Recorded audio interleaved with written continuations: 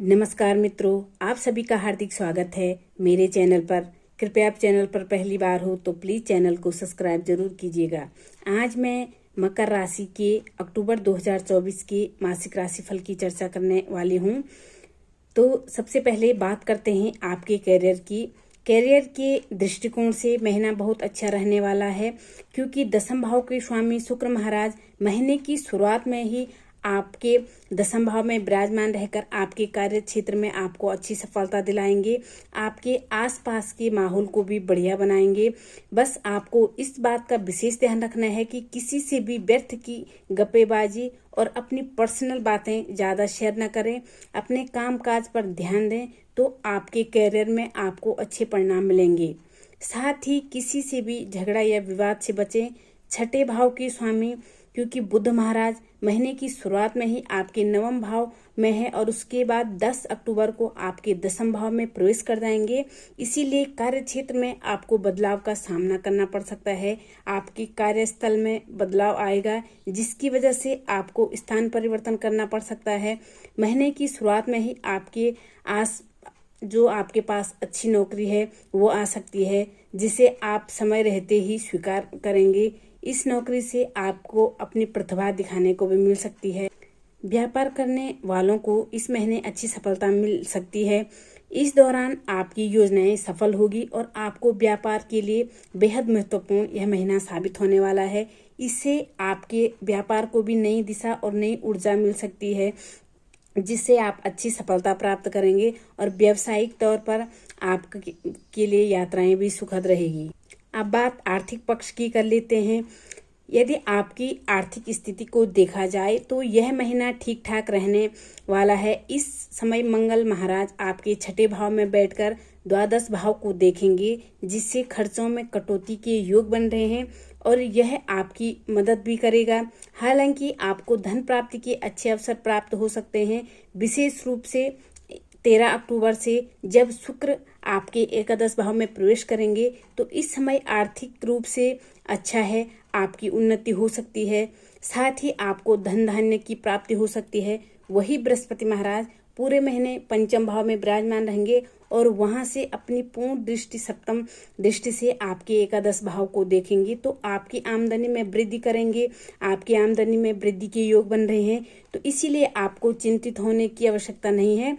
सूर्य और बुध आपके दसम भाव में महीने के उत्तरार्ध में रहेंगे, तब आपको सरकारी क्षेत्र से भी लाभ हो सकता है, व्यापार से भी आपको लाभ हो सकता है। बल्कि व्यावसायिक क्षेत्रों से अगर आप लोग जुड़े हैं तो आप यहाँ से भी आप मुनाफा प्राप्त कर सकते हैं और आपकी आर्थिक स्थिति भी सुधर जाएगी।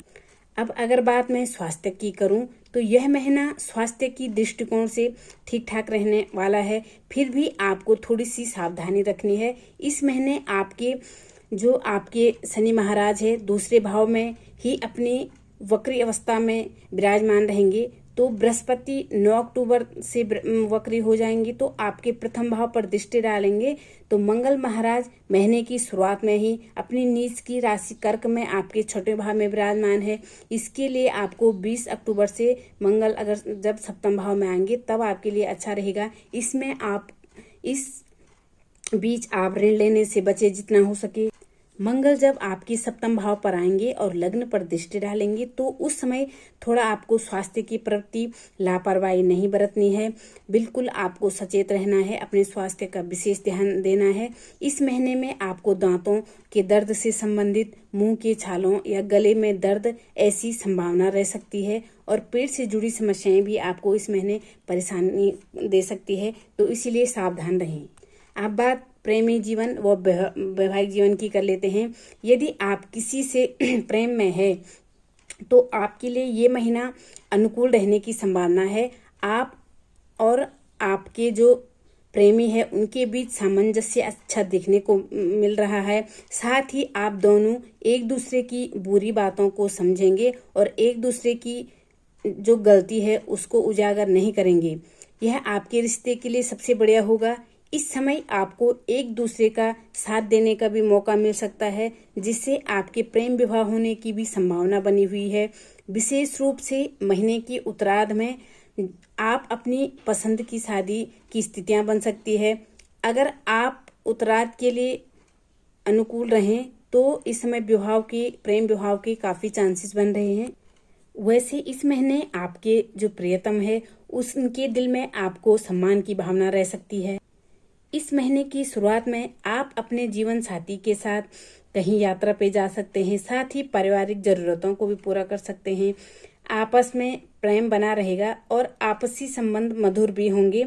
इस महीने 20 अक्टूबर से मंगल आपके सप्तम भाव में जब प्रवेश करेंगे तो वह समय चुनौतियां पूर्ण रह सकता है आपके वैवाहिक जीवन के लिए, जिसके परिणाम स्वरूप तनाव बढ़ सकता है, फिजूली लड़ाई झगड़े हो सकते हैं। तो इसीलिए थोड़ी सी सावधानी रखें। 20 अक्टूबर के बाद महीने के उत्तरार्ध में जीवन साथी के साथ आप कहीं घूमने जाएंगे, जिससे एक दूसरे को बेहतर तरीके से आप समझ भी पाएंगे और आपको अपने रिश्ते निभाने का मौका भी मिलेगा।